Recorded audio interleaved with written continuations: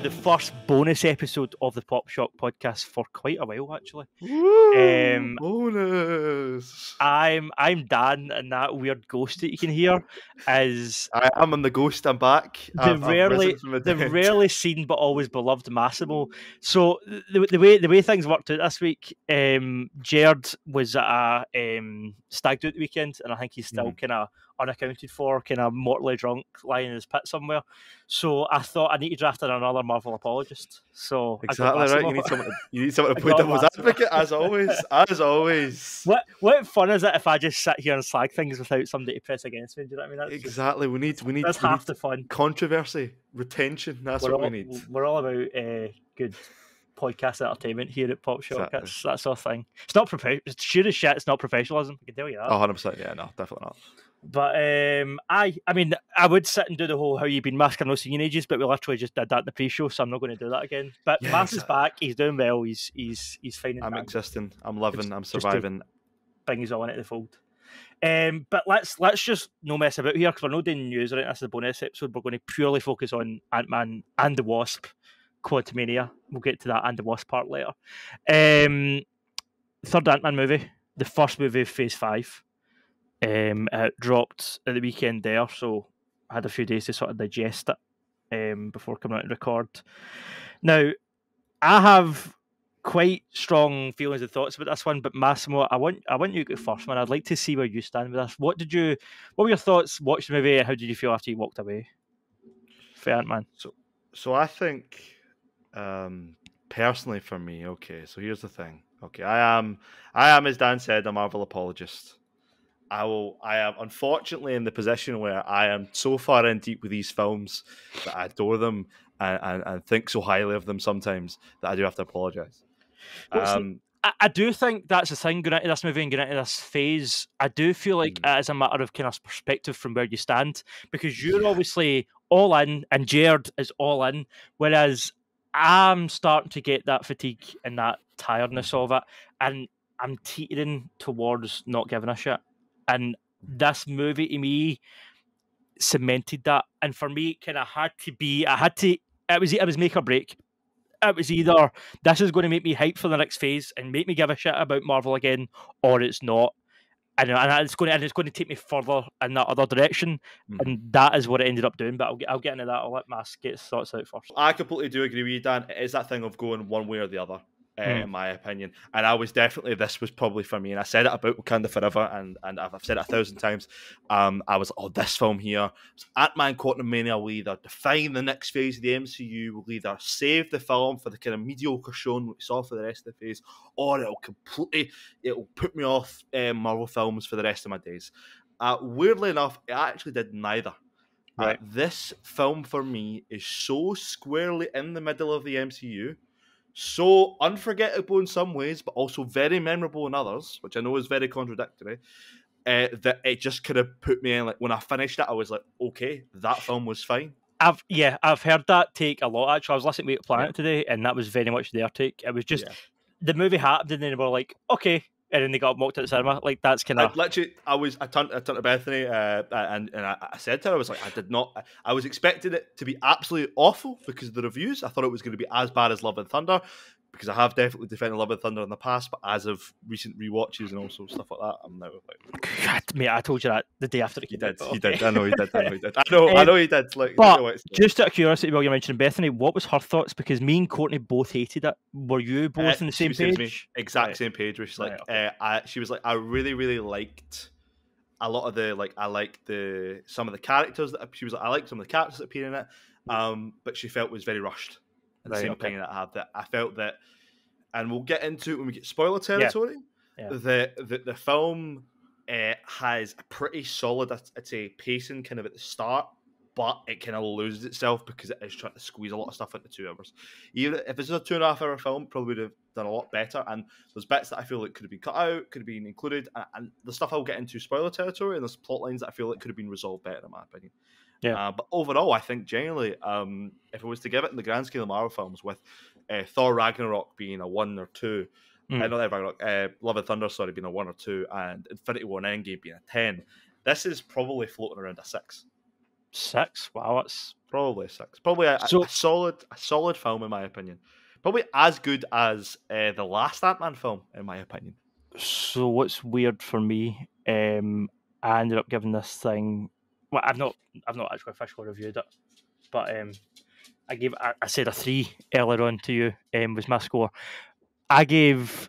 I did review Thor: Love and Thunder for Keen Gamer. I'll try and remember to link that below. I gave that a 4. So on paper, I enjoyed Love and Thunder more. I don't know if that's like if you put a gun to my head and force me to watch one of them tonight. I don't know what one I would choose.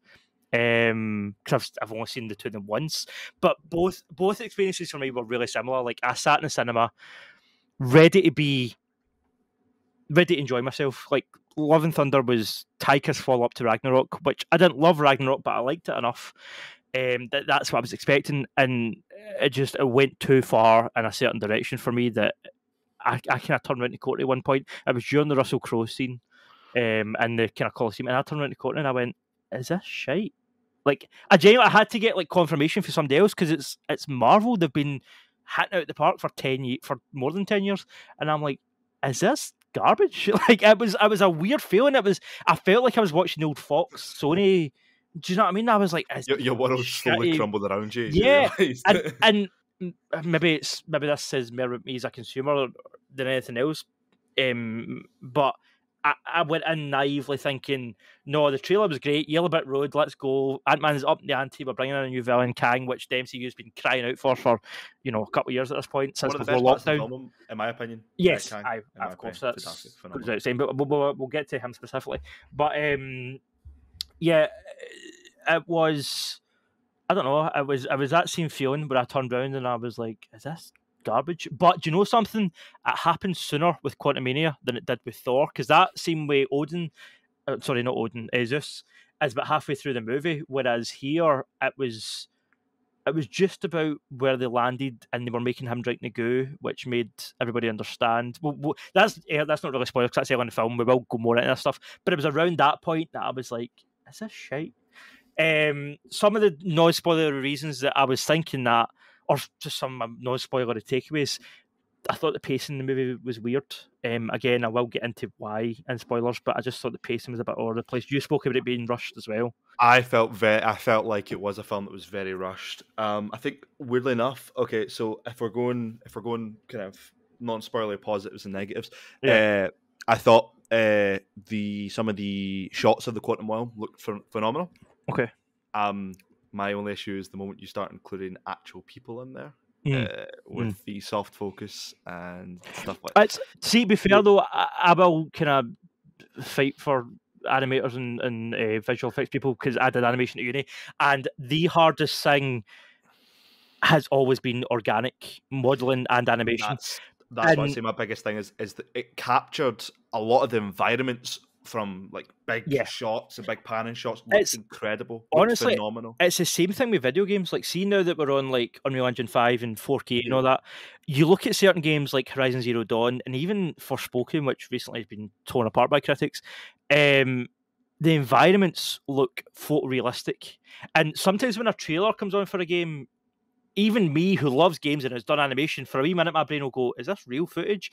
And then a character walks in and then you're immediately, that immersion's broken and you're like, oh, it's a game. And that is always, until they perfect that organic animation and modeling, which I'm sure they will within our lifetime. But as of just now, that's always a moment that breaks it for me. I'm like, this could be real. Oh no, there's a person and they don't look physically like how you would expect. And I think that's Quantumania definitely suffered a little bit of that when it was the kind of in my opinion. But I still loved the environments. The whole setting was really interesting. Whether or not it was utilised, we'll probably get to a little bit later on. I liked a lot of the side characters that appeared. However, I felt like there wasn't enough development to be put in place for them to deserve the right to be there.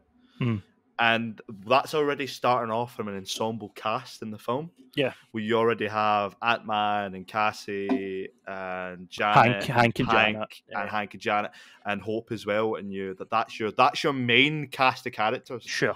you're already sitting with five Five, characters that yeah. you're supposed to be able to really care about. And that's him having ditched T.I. and Gary, David Dallas Massimo, even though he was in this in another role. But you know, yeah, that crew that used to hang out with are gone. You know, yeah, because you got too bloated at that and point. Michael Pena, which you know, yeah, that was a mistake not including him. Yeah, but hey. yeah, which I feel like is really weird that he wasn't in it in any way, in any capacity Not even whatsoever. mentioned. Yeah, really weird. I don't know.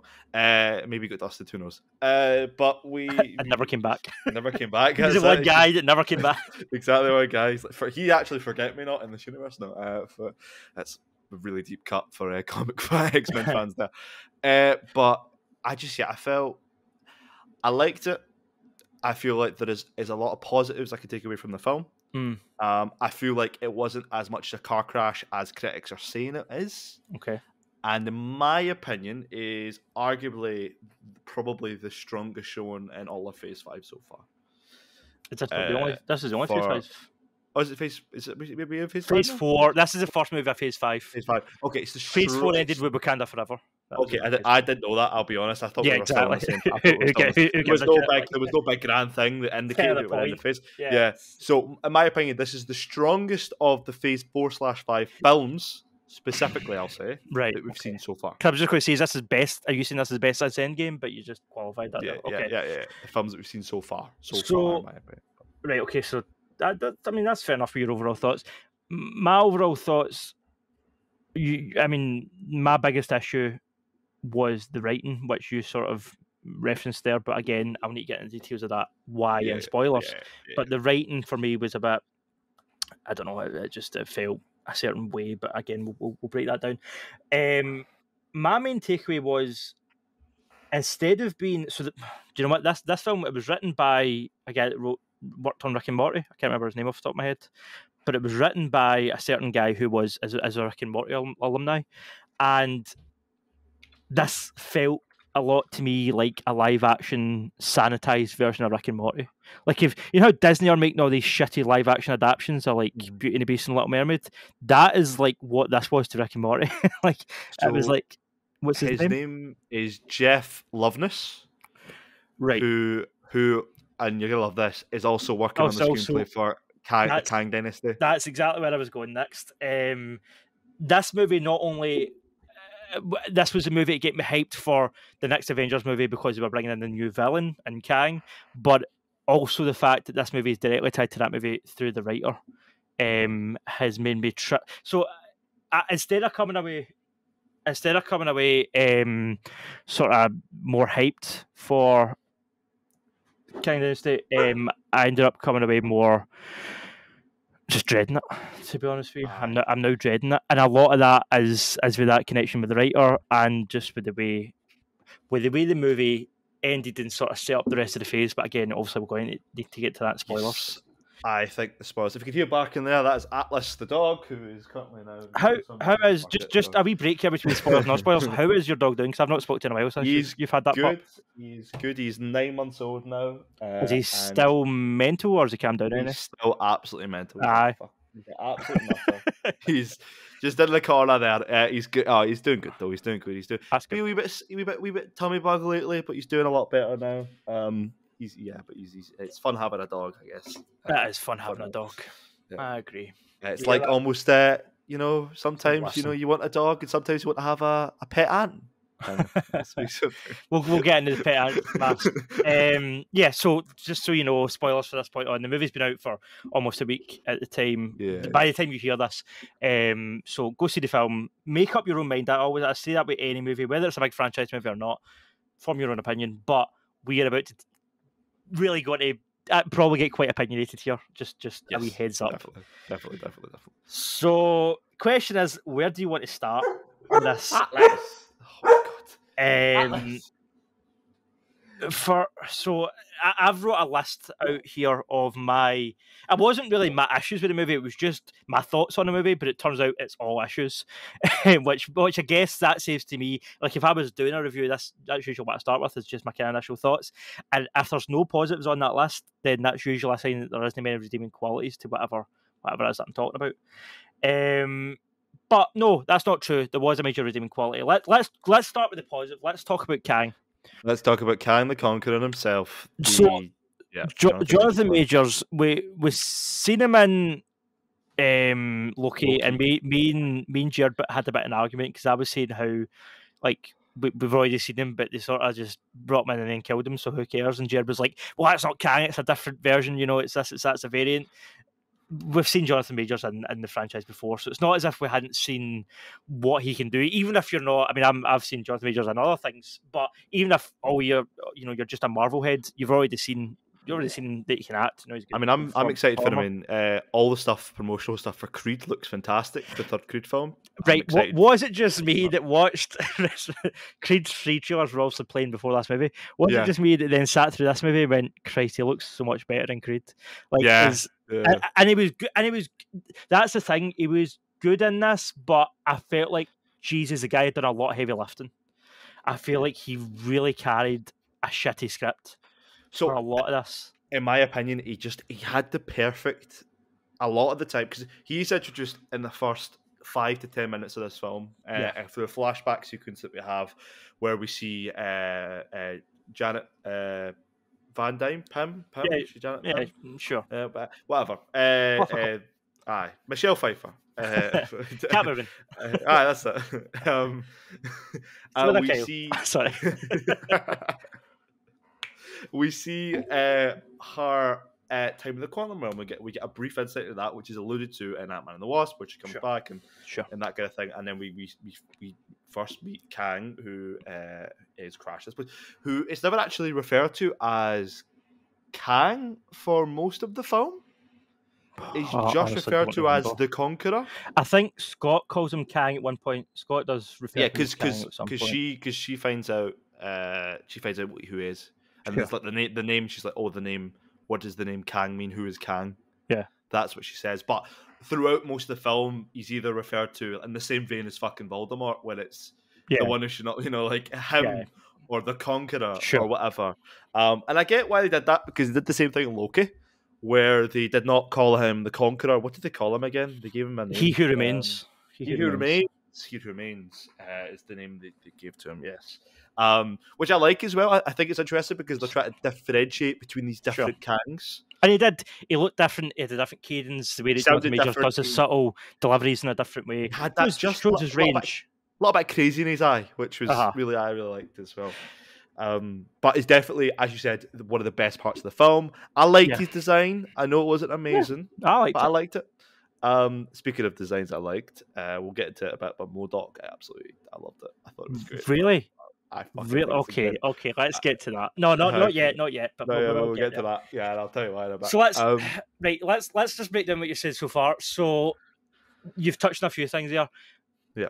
The fact that they chose to open with that flashback and then didn't go back to that flashback until about halfway through the movie, and then eventually introduced Kang about halfway through the movie, felt like odd pacing to me. Like the fact that the movie starts and they all get, I mean, within the first 10 minutes we're in the quantum realm. So for me, that says, right, we're no messing about, like, let's go.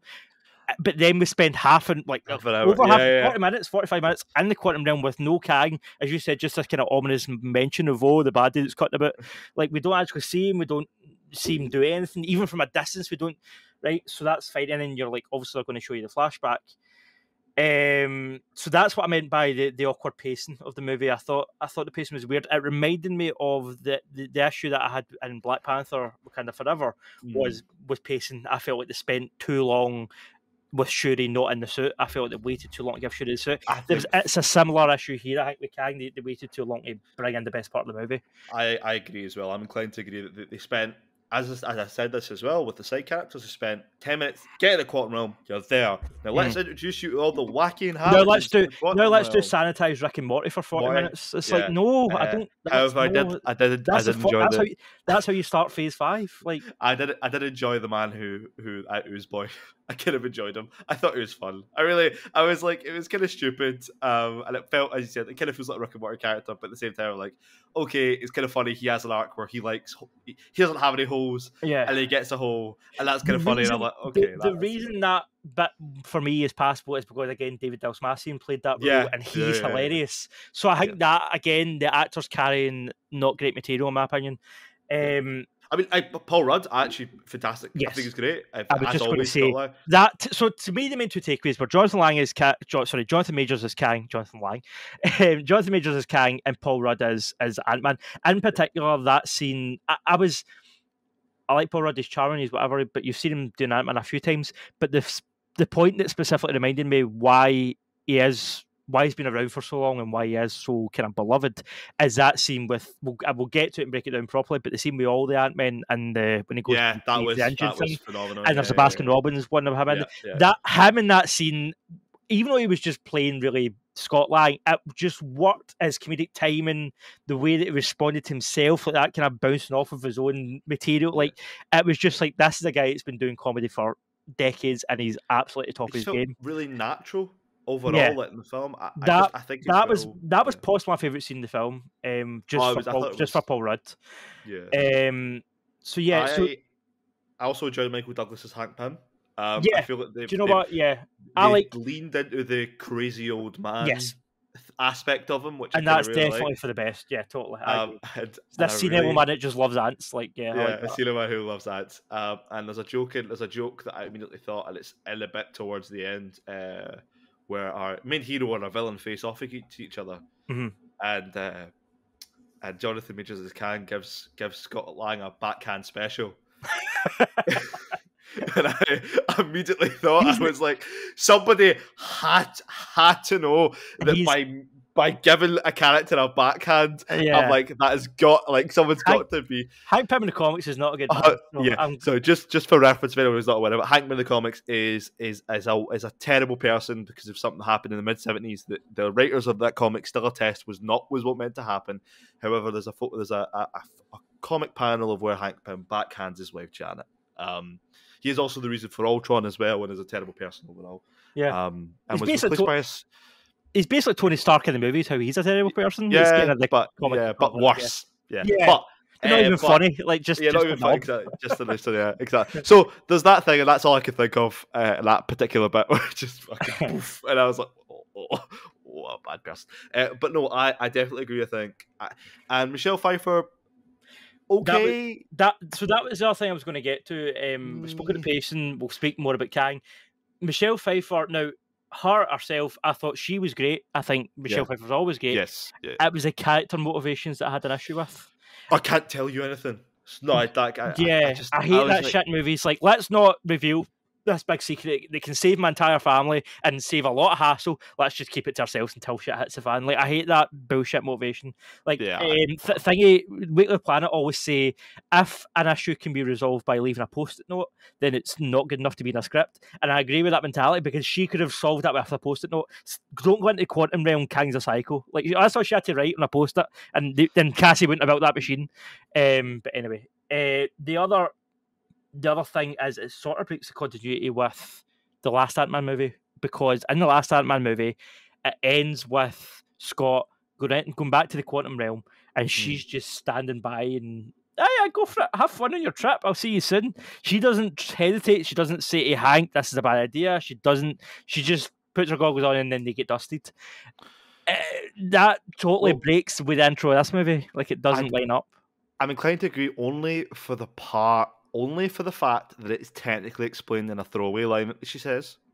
Go on. Which is that she factually mentions, you guys have never been this deep before. You couldn't see it. That's all. That's all, and that's the only reason why is because they didn't have the technology to go small enough. As small as that, right? Okay. And I think that's the reason. Yeah, I'll take that. That sounds like some bullshit you would make up in an interview just to resolve the bad. It's the throwaway line. It's the throwaway line they have when they're being chased by. It's like they say that, and I mean, I think that's the only thing. But I completely do understand that there's not a want or worry in her voice when she is that bit, because you'd be like, oh, also. Bullshit, the fact there's no time dilation as well. Yeah. So that kind of brings me to another issue with the movie overall. It felt like there was no stakes, and that to me is a big thing. If you're introducing a new phase of the MCU, you're introducing a new big bad Avengers level threat, there has to be stakes. But again, speaking to the writing from the last movie ended with Scott stuck in the Quantum Realm, which led into Endgame. So see at the end, just to go full spoilers, the end of this movie, it looks like Scott's not going to get out of the quantum realm because he's stuck there fighting Kang, and then like happens about 10 times in this movie, the Wasp shows up at the last minute and saves the day, right? But we'll talk about her again separately. That was another issue I had. They're all layering.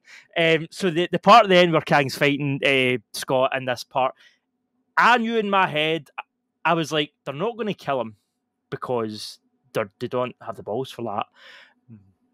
And he's not going to get stuck because that's how the last movie ended. So they can't do that again.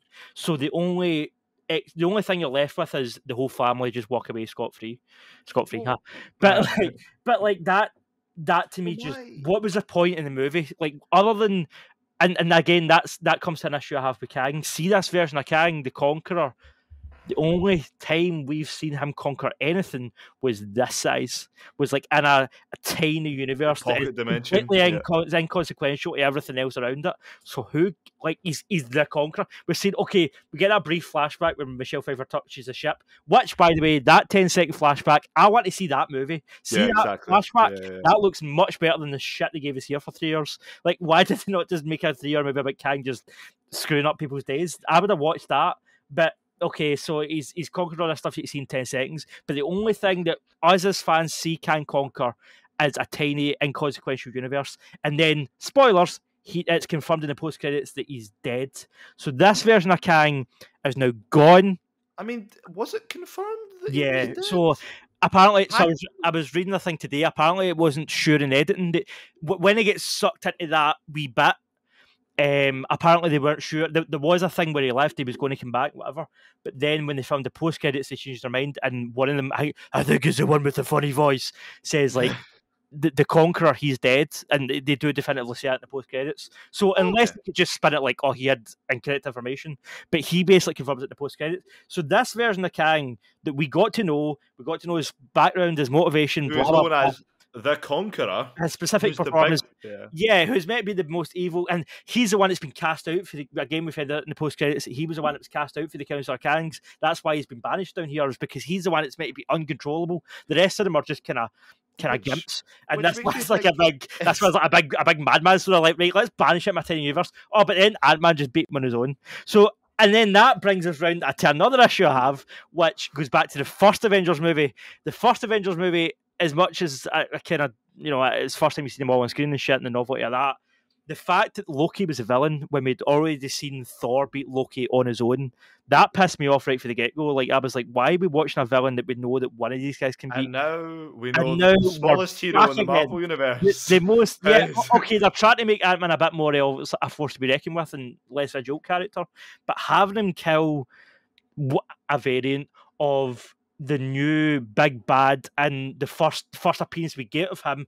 before we even get him to see him properly conquering anything just seems like bad writing and bad setup for the future. And again, makes me less hyped going forward.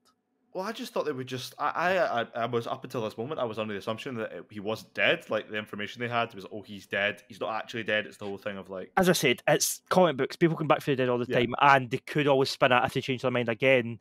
To oh, that was just we were wrong. Like his life signs were gone, but it turns out he was still out there. Like they can obviously do whatever, but they do definitely see an ending that gets he is dead. That's fair enough. But I think we get the second post credit scene. But do you know what? Hang on, I didn't stay. You didn't didn't stay. I stayed for the first one, and I went, do you know what? This movie's taking enough of my day, and I just left. I was like, I'm not sitting. Have you seen it? Do you know what? Yeah, I know what happens. I googled it. It's Loki and Owen Wilson, right? And they're like, it's this guy's not so bad. And it's basically a trailer for Loki. It's a scene directly pulled from season 2 of Loki. Yeah. It's a scene that's like definitely ripped out of the post production they've been doing on that show and like being okay, let's place this here. Because a guy it's like an early version of Kang, right? It's like he's like advertising something like kind of like the old like Howard Stark adverts. It's what it is. It's like an old fashioned snake oil salesman kind of vibe. What it's in. That's how early on it's like old west style people in terms of clothing, and then they pull up a curtain, and then he's got a device and a machine, and he says some. And he's an early version of Nathaniel Richards. Like he's one of the. So that's another thing that actually definitely bugged me as well. Is that did she not ask what his name was? The whole time when they were down there, Janet, yeah, Yeah, Yeah. and she only found out his name was Kang. Did you? Oh, what's your name? Yeah, Oh, you spent. Nathaniel. You've not even get telly to watch. All you've got is the other person for conversation, and you've not asked his name. Surely, like I'm surprised they never called him Nathaniel, or maybe they call it. They cut it. Maybe they're like, oh, we're not going Could be. to. Maybe he is actually Nathaniel Richards, and they cut it out. But I think personally for me, if we go back and we're doing this, we break down from the start to the finish, right? Okay. Sure. So we have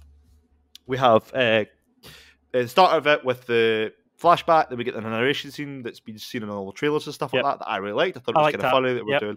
Yeah, it was really, really cool. Yeah, I love you, Spider-Man, that kind of stuff. And then we get to find out that Cassie's been getting up to no good, but then she's also been working with stuff with Hank and Hope, which I like the fact. How do you feel, out of curiosity? It doesn't now. My justification for this is because I'm a comics fan, but I've heard people complaining that the days of Tony Stark having to have all this money and all this big lab, or Bruce Banner, in order to create something is gone, because now you've got Riri Williams, who was able to build a device that found vibranium in Wakanda Forever in our dorm room, and you've got Cassie Lang in this movie building a device that's able to take you deeper into the quantum realm than MD's ever been in our granddad's basement. So people are kind of saying like it's kind of dumbing down the science of it all.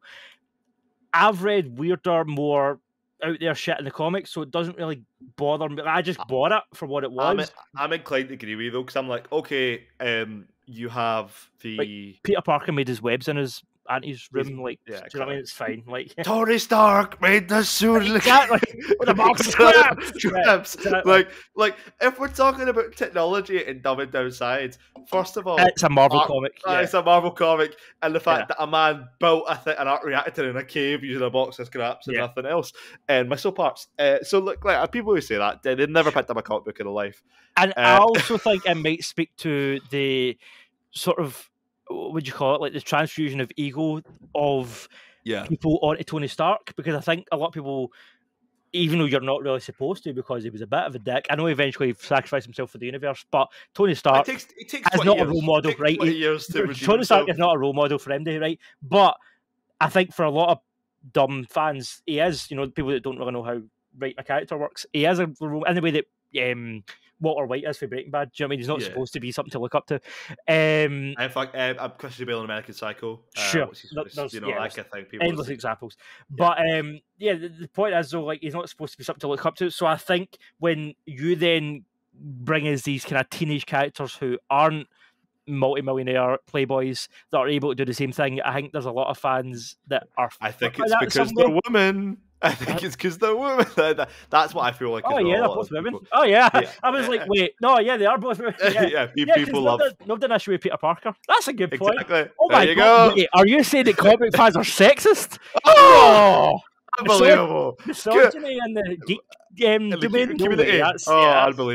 Unbelievable, right? Yeah, that's why I mean, like, look, I don't want to say it, but that's good analysis, Mass. Good analysis. Exactly. People have an issue with it for the wrong reasons. You could say a film is bad because it was writing, but not if the characters are well written just because they're women. Which in this film, okay writing across the board for some of the thing you need to be careful with there though is the differentiation when you're arguing back, because when The Last of Us 2 came out, there was a lot of valid criticism of the writing, but that became let's just attack the voice actress that played Abby, and it was like, no, that's not why we're pissed off. Like, do you know? Yeah, it's a fine line. It's a fine line, especially that's why Twitter's for scum, and you shouldn't use it. But hey, exactly. Yeah, well, you never know. Let's go back at that. We're getting sidetracked here. The Marvel films. I feel like the whole technology thing, with obviously being in the basement, blah blah blah, unfounded. Comic fan, in my opinion. I believe that sticking to the comics can be very good and accurate, much like how MODOK looks in this film. Jesus Christ, Massimo, what was that? Like, what did they do?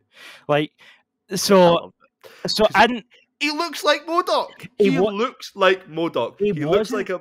He wasn't grotesque enough. I feel like I thought he was definitely grotesque. I don't know. Like in the comics, he's all like wrinkly and like, and this is just like, hey, I'm a big dumb guy with like I look like Corey Stoll. It's like, no, you're maybe like a pure deformed demon monster gremlin type guy. I mean, that thing was a deformed demon monster gremlin. I feel like so. For me, right, the way I was thinking about it, the visual of MODOK is meant to make you feel uncomfortable, right? The way that that's done in the comic and in the Avengers game, and even the TV show as well. I've not seen the TV show, it's good. But the way it's done in those mediums is gross character design. The way that it's done in Ant-Man is bad CGI. The reason that it looks uncomfortable and uncanny isn't because of. For me, maybe it was purposely bad CGI, but for me, it wasn't in the character design. It was in the way. It was in the way it was rendered and the lack of quality. I thought that added to the charm of it because it looked horrifying, so goofy. It looked, and that's exactly because that's what I think people forget. In my opinion, that's what MODOK is. Yeah, MODOK initially started out as the mechanized. Machine. What's the machine? Mechanized organism designed only for killing. Only for killing, right? Right, but the issue there is, yes, he was experimented on in the comics, but he eventually becomes his own villain. In this, he's reduced to being a henchman, and again, that pissed me off. That was my issue with the MODOK in this film. I actually think the design is fine. In my opinion, it's grotesque enough in the right ways. The stupid baby legs are really funny, and I'm glad they draw attention to it and don't shy away from the fact that they look shit. The gold plate mask as well is also really cool. I like some bits of it. However, I definitely am inclined to agree with you. Demoted to henchman and having his big redeeming moment be, I'm not a dick. Jesus Christ, mask. Like that goes back to my issue with the script. Like, I think that's definitely a thing of a script problem. See that moment in the cinema in terms of like epiphanies that I was having watched this movie. Yeah. There's times that I doubt myself as a writer, especially like there was a creative writing job going that I applied for. It was like a script editor or something, and when I was applying for it, I was just sending all my like reviews and critical stuff, and I'm like, they're not even going to be interested in me. Like I don't have any like creative writing experience. And then I went to see this movie, and I realised that line was not only written by someone that's working for Disney as a writer, so a pretty good writing gig, I would imagine, quite well paid. And then also went through, a meeting, a team of writers, because when they come up with a line, pretty much everything in these movies, because they're so made by committee, is broken down in sort of boardroom meetings and stuff, right? So this line was written by a professional writer working for Disney. It was then broken down in a meeting. It then made it into the film, right? What's his name that directed this? Peyton Reed put it into the movie. Yeah. He filmed it. And then it made it through the editing stage. Like, we talked about how chopped up this movie was with different endings and different results for Kang and stuff. That terrible line of dialogue made it into this movie. And I was watching this going, maybe I do have a chance as a creative writer, because Jesus Christ, if this is a multi-million-dollar Marvel movie and they've got shit like that in it, then maybe I'm too harsh on myself. My epiphany. My opinion as well is that I don't know how some of this stuff made it past the cutting room floor. In my opinion, what you do is you have him be struck out at the end of the film, and then you have that moment with him and Cassie. That's okay. I didn't mind that, but then it's the issue of that was then him coming forward and then doing the thing where he sacrifices himself. Yeah, that's what I had the issue with. Is like, keep him alive. Stop killing off your villains, please. You keep doing this. This has happened since phase one. Stop killing off the baddies. Kind of pointlessly, like it didn't. His death didn't really help. Yeah. And I guess you could say, okay, that's the point. He's goofy. He's just trying to, like when he said dying as Avenger and stuff. Like he doesn't really know what he's doing. But I think what would have been more clever, right, if they had that ending, didn't outright kill him, or he had that whole like heel turn where he was a good guy now and he was an Avenger and shit. But then it turns out, here he's escaped from the quantum realm, and he turns up 5 movies down the line, and he's back to being an evil dick. And they're like, "Wait a minute, did you not, become an Avenger, declare yourself an Avenger?" And then that would let the audience realize, no, like the people that don't know the character of the comics, this guy is just the type of guy that will just say anything, and weasels his way. And exactly. Like I feel like that would really sum up the character rather than just, as you said, just wasting him. Like I didn't like the fact that he was also Yellow Jacket. Like I feel like that sort of in hindsight ruins Yellow Jacket in a way. I was surprised when it was Darren Cross. I was like, oh wow, that's a twist I didn't expect. I'd heard a rumour that was the case before, so I sort of knew that going in. As I said, design was actually not the worst part of it. It was definitely the issue with the character's writing. I enjoyed the Weasley snivelly parts of it, and the fact he was a little bit like him being a henchman, fine. him dying the henchman was my issue. The other issue with him being a henchman is, why would Kang? I know that he's maybe a bit insane, but why would they keep him around? Like, he seems so worthless and useless. He couldn't really, even though he's a machine designed only for killing, he didn't really kill anything in the movie. Well, like, what was the point? Like, it's the whole thing of like suspension disbelief. Was it just pure comic relief? Like, what was the point of keeping him around just so he could hype him again before he died like a bitch? Like, in the film, Bill Murray's character who gets eaten wasted. refers to him. That's something else that's on my list. Is wasted Bill Murray. Refers to MODOK as being the hunter, the ultimate killing machine. Yeah, you know, like, oh, nobody escapes him. Spoilers: they escape him several times throughout the film. I feel like that's the MCU's issue a lot of the time, man. They like to have their cake and eat it too. You either need to have a threatening, dark, psychotic character, or you have comic relief. Trying to have both doesn't work. For me, it felt as if it was telling, not show a lot of time with a lot of characters where they get explored as to. Same with Taskmaster in the Black Widow film. Yeah, because again, that's just typical MCU at this point. Here is this incredible character who is a big bad guy, an unstoppable killing machine, an ultimate assassin, and smartest man, whatever. Like Whiplash as well as another one. Yeah. But then as soon as the main character goes up against them, absolutely fine, nobody. Yeah, he's pretty worthless. Yeah. Cool. Cassie goes really small and dodges him. And you can level the argument at Kang as well in this movie, but again, we'll get back to that. The man who developed or stole PIM particles and technology, who knows how they work, struggles to shoot things that shrink. You know what I mean? Yeah. Like I don't know. Like, also talking about the shrinking and growing shit, right? I get they've kind of got nowhere else to go because the first movie had him getting small, the sequel and Civil War he had him getting big. You can't really do much else. But see the scene where him and Cassie were both massive, so weird. And they hugged, and they were like, it's like hugging Godzilla. So, right, first issue for me, you've never seen Scott as a big Ant-Man take his mask off. I figured they had to keep the mask on since you'd never seen his face when he's big. But in this, Cassie's just like, I'm huge, with her mask off. And he pops his off. Okay, fine, so they can take their mask off. Maybe it's because they're in a quantum realm. Who cares, right?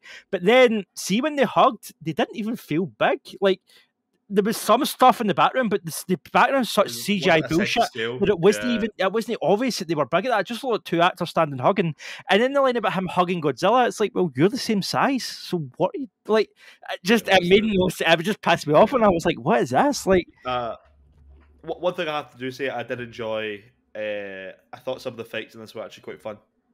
Yeah. Like when the Ant-Man gets big and he gets thrown. By the walls. Yeah, and then sure. I really liked it. I thought it was fun. Sure. More of that, please, would have been nice. Yeah. Like, more of the Civil War and the stuff in Endgame, and more of Ant-Man being Ant-Man. Like he get big, but he can also get small. Like he get small, but he can also get big. And like, I definitely think, and I think as well, the hand-to-hand combat stuff in the final bit of the film. Good, well choreographed fight, and you could see it was the two of them doing it. It wasn't a stuntman. It was the first bit of that film where I was like, "Oh shit, these are crunching." Yeah, because it's almost as if when you put two actors in a room and choreograph a fight and just film in it and an actual set.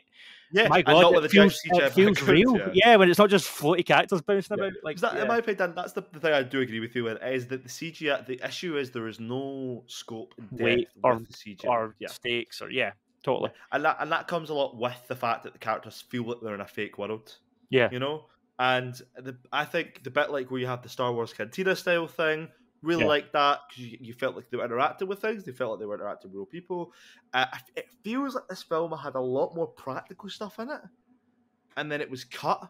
And then there was weird CG stuff filmed in its place, you know? Yeah. Do you know what I mean? Like, see the bit where they're all on that salt plane where they have the core? The multiverse core, which, by the way, completely forgot. That's the whole plot of this film is to stop Kang from getting out of the quantum realm because he's stuck there. Because Janet enlarged the multiversal core using PIM particles to cause it to break it to million pieces, whatever. And then that's where you get the brilliant scene when you have Scott, where he multiplies into the probability storm and the probability fluid or whatever. Yes. Which again, I agree with you. Fantastic bit of the film. Well acted. It's a very good bit of CGI use as well, and made me feel. Again, applies to the whole thing of I really enjoyed the CGI environments. It's just as you said, the moment you put a person into it, it immediately broke any sort of immersion that I had. My main issue with that scene, well, a couple of things. It's one instance of Scott nearly getting to do something that he has to do and then failing, and then, it's fine, the Wasp is here to help him save the day. And then the same thing happens at the end of the movie when Scott and Kang are fighting in that room, and then she comes back to the portal. And this movie's meant to be called Ant-Man and the Wasp. It's maybe a partnership, and it didn't feel like that. It felt like his movie where she would just fly in and rescue him a few times, and it really reduced her role, and it just felt contrived. Like it didn't feel hollow. natural. Yeah, and that, I had an issue with that as well. I completely do agree with that because I feel like they should have given Hope more to do. Yeah, it felt lazy. It felt just, the last one was called Ant-Man and the Wasp, so we need to call this one Ant-Man and the Wasp. Like, that's how it felt, and it just didn't feel justified. Actual reasonable character moments of growth for the character, instead of having these kind of like, she swoops in to save the day. I think as well my issue as well was that I initially thought that, okay, they're both in here, like, how are they going to open up a portal from the other side? Mm-hmm. They just do. Yeah, just don't. And I'm like, why would you not? And then I was like, maybe when they open up the portal, they go through, like, time dilation? Yeah. They're 100 years in the future, or they're in a different universe, or something. Like a few years have passed, and Kang's like something's happened. Yeah, the world's New York's in ruins or something. I thought the end of this film was going to be Kang's going to escape. They get back from the quantum realm. Sure. Everything looks okay. They go out and it's pure, the bit in every time travel film where they come out and it's like the Nazi paraphernalia everywhere, but at the start it's just Kang's face or that kind of thing. I was expecting that because I thought. But to be fair, that's kind of how Loki ended with the statue. But I know what you're saying though. Do it again. Yeah, it would work. That's my other issue. Pardon me. That's my other issue with that scene where Scott's down there. Again, it would have been more interesting for Scott's character had he gave the villain, this universal villain that's a real threat, he gave him the key to which then led to everything going down. The way that Tony Stark built Ultron and then it came back to haunt him, it would have been interesting to see Ant-Man go through the same thing. And again, I think that would do quite a lot in terms of making a jokey character have to deal with some serious guilt and trauma, and it would push Paul Rudd as an actor. It would really darken the future of the Avengers. And no, it's just fine. He's singing down the street. He has a wee moment of kind of self-doubt, like, did I do the right thing? I enjoyed that. I thought that was very funny. Do you know what? I did, because I do often think, like, when you watch these films, it's so like silly, timey-wimey nonsense that it's like you would probably spend quite a lot of time wondering, did that like the universe? Did that? Yeah, like, and yeah, they put it in. Sure, it was what it was. What though I came away really feeling about this movie, my ma isn't really a fan of like sci-fi and this sort of thing. Like anything to do with like space or like aliens, she's no interested. And she always describes it as like just nonsense going on, bright colours on the screen, too much happening, she can't follow it. And I'm always just like, okay, that's because my ma's a middle-aged woman, it's not her kind of film. See, when I was watching this, that's exactly how I was like that bit in Always Sunny where Frank's like, I get it now. That was like me in the cinema watching this. I was like, I get what my mom's talking about. This is just CGI nonsense. There's nothing to any of this. Like, it's just garbage. I think I completely do agree that there was that over-reliance on CGI, and even Michael Douglas in an interview, watch it in mushrooms. What you do? Take some mushrooms. I was like, all right, Michael. Michael Douglas. Oh, what a boy. You lived through the 60s. Yeah, he did. So your dad was some man. But I felt as well for his character. I wanted more of the ants, right. And I don't understand. Like, they could have made more of a thing at the start. Yeah. I was like, these are super intelligent. I'm okay. I'm like, see the way they were just like, see that buzzing noise that he had in his ear like twice. That was like, exactly. What? Shut up! Like, I heard it here and here and here, and I'm like, no, you only heard it there. Yeah, you've just edited in 3 extra moments that we never seen. Yeah, but I was like, okay, I like the ants coming to save the day because that was actually quite fun. It was fine, but right? there was no build up to it. There was no. And I didn't feel earned. Yeah. The issue of this film is there is no Chekhov's gun. Mm-hmm. Or if it is, it's very small. It's not well set up. No, I miss your shit puns. It's super bad, isn't it? But I just felt that it just it suffered from what this whole entire film suffered from, is that it started off, boom, quantum realm, spend 40 minutes to an hour or whatever setting up stuff. Yeah. And see, went boom, Quantum Realm. Everyone's captured by Kang. Yes. Kang then sends that man to do thing. Yep. Blah, blah, blah. Yeah. It just... I think, in my opinion, if we had the time and we had time to do a bonus episode, we could do a complete rewrite of this film where it would make more sense. Yeah. Yeah, it's the sort of movie that, you wish you think you could probably write it a bit yourself. I'm just going over my notes here and see if I've missed anything. So there's a weird pacing, there's a shit design. So, okay, you've defended MODOK's design. That post-credit scene with the character designs, is that what we are going into for the villains in Kang Dynasty? Like a Tutankhamun Kang and one that looks like... Oh, Ramatut's great. What are you on about? Dumb. And one that looks like it's been like a Mortal Kombat. The one with the voice looked like it was like a shitty Mortal Kombat reject for like the 90s movie, not even the recent Mortal Kombat movie. What were the costumes?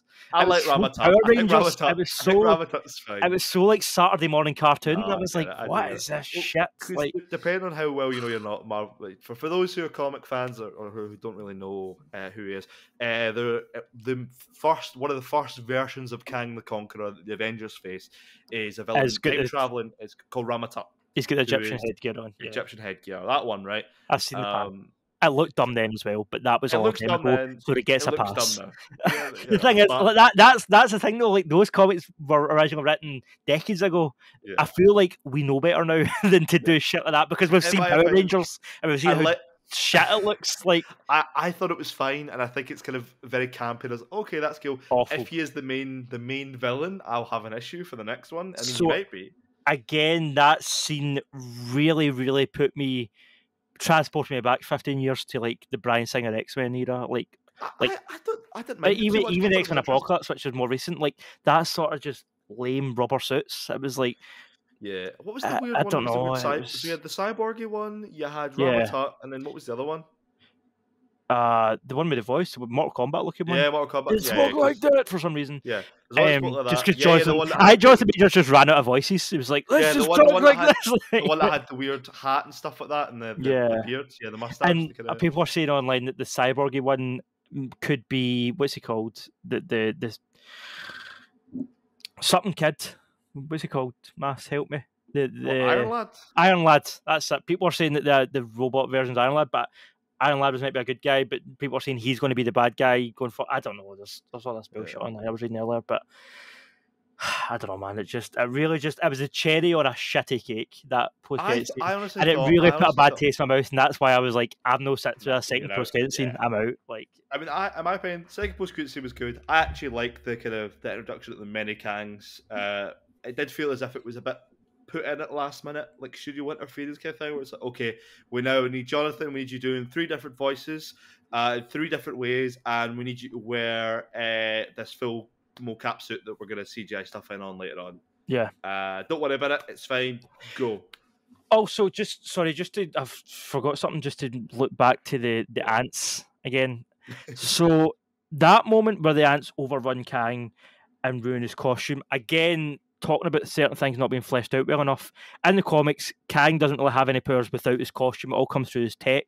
And in the movie, that's sort of implied, like when he's doing all the mind control shit in the cell, like lifting him up, telekinesis stuff. And even he's firing the beams, he's wearing a suit.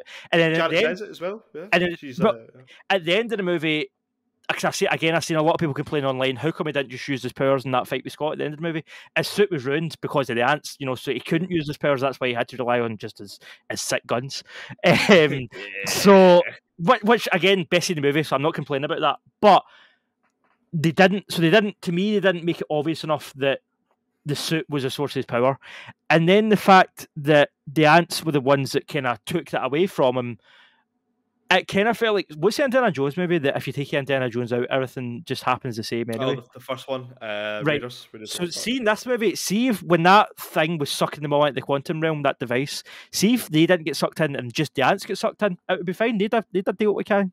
The Pims didn't need to go in. The family could have just been like, oh no, the rails, and all right, okay, that's it, stopped, it's fine. But all my ants are going, oh no, it's fine, the ants are doing their boot in Kang's arse. Don't worry about it. Like, it made it felt so inconsequential that they were even there. It was like they weren't even needed. Just bring in the clever ants with the helmets. Like what? And they imply as well that the ants have been there for thousands of years because because of time dilation. Even though that's not affecting anything else. Like, well, that was my thing. Is so see when they got separated, I was like, oh my god. So what's going to happen now? Is they're actually going to be split up, and it's actually going to be the timelines are now split in two kind of thing. And like Scott and Cassie are actually like a year or two years in the past, and then by the time that they all catch up with them, like that's what I thought was going to happen. So nah, don't worry about that stuff. Not important. No, it's fine. If I was going to rewrite this film, what would happen is you have the beginning bit's fine, sure, right? Then when everyone goes in the quantum realm, you suck the ants in, you suck the Pym/Van Dimes in, get them in there. Same split happens. You get it from 2 points of view. Except what happens is that when you are when you meet Bill Murray's character with Hank and Janet and Hope, you hear them rather than talking about like they talk about just about Kang, they talk about how there's a resistance movement forming, you know, and how that there's like these individuals, like, you know, there's how it's restarted and that kind of thing, and you still get the same bit of the film, and then instead of you having that, you end up having Cassie and Scott being leaders of the resistance movement or something like that. They've been there for like a year, 2 years, however long the timeline, or maybe even it's Cassie's and Scott's actually end up being captured by Kang. And you build that for that. I think that would be a much more interesting film, in my opinion, where it's like you imply the time dilation thing, you get your characters to do different things, and you have them do more interesting, fleshed out stuff, in my opinion. Because I don't hate that at all. Like that sounds like a better movie. It could work, but it's, you know. So the other major thing with the end of the movie, it just felt. I don't know. It just felt like a waste. Like, I hate movies that end and the whole thing just was a waste of time. Like, really, you could skip this movie and all you need to know is that Kang's a bad guy and there's different versions of him that were coming for the Avengers. You could watch the post-credit scene and be fine. Like, everything that happened in the 3 years before the credits, not important. Like, really not. Yeah. They end up in the same spot they were at the start of the movie and nothing's changed. And I hate that. Like, that feels like a waste of my time. There's no... And then the fact that they don't even bother with character growth. That's the thing. Not that one. I feel like I'm going to get accused of just wanting all these characters to die because I keep saying how Guardians 3, I think you should just kill the whole lineup. And people are just saying that because I hate James Gunn, but whatever. People being jeered, by the way. So... The thing though here, I don't want Ant-Man to die because I do like Paul Rudd and I'd like to continue seeing him. But see, by the time you get to the end of this movie, and it's not really went anywhere, and the ending's going to kind of resolve things the same. You can't have him stuck in the quantum realm again because that's how you ended the last movie. You can't, you would think that you can't just have him walk away and nothing's changed, but even though that's what they ended up going with, the lazy thing that you can do is kill him off. Have Kang murder him in that moment.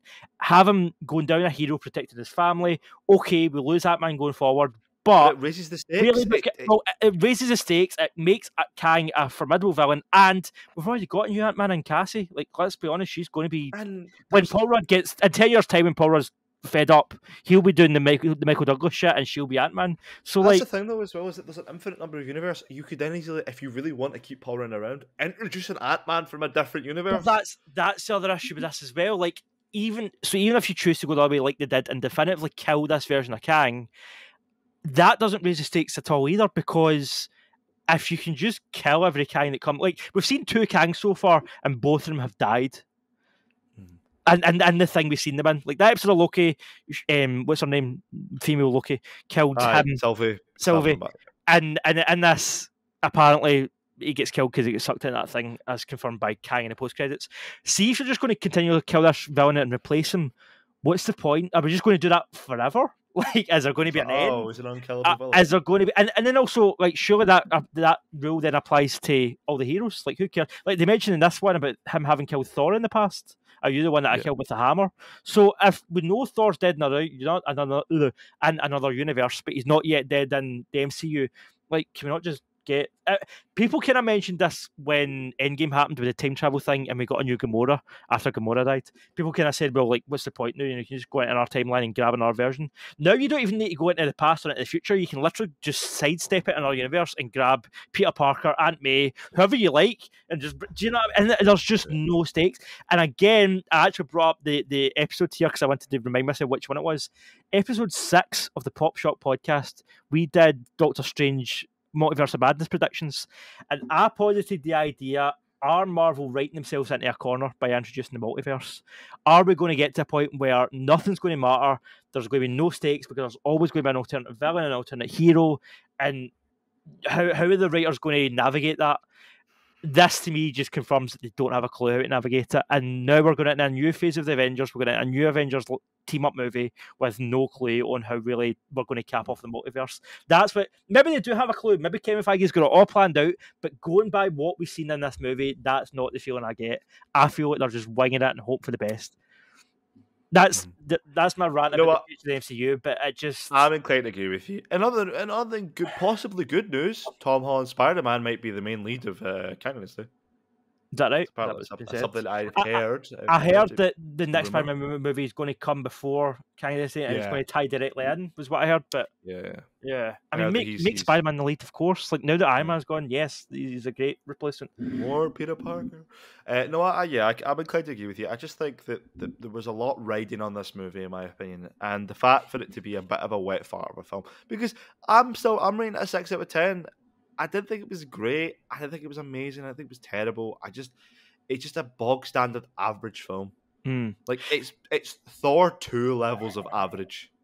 But even if you argue that it's just an average film and it's not a bad film, the fact that it didn't move the needle or push things forward at all, and the fact that the implications that it has going forward for the MCU actually bring, like, regardless of the fact it was a shit film with bad writing and bad character motivation, even if you just say, right, the performances were good, the CGI was decent, the implications going forward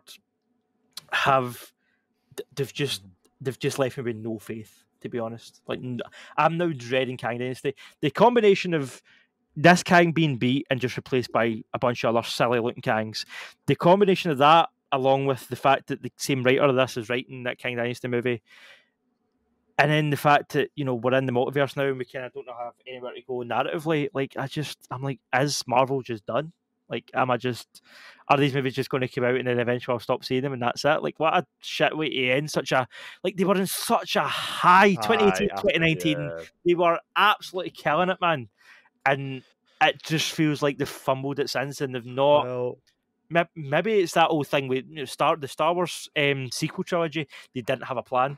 They had different directors picking up as they went. It kind of feels like that's where Marvel is now, and that's the weird thing. Marvel's never been that. You've always had Kevin Feige. That's always been DC, and now that James Gunn's laying out this DC lineup, and we've got a Flash trailer that looks surprisingly good, it kind of feels like things. It feels like we are in a different universe where DC know what they're doing and Marvel don't. It's like, we're in a darkest timeline.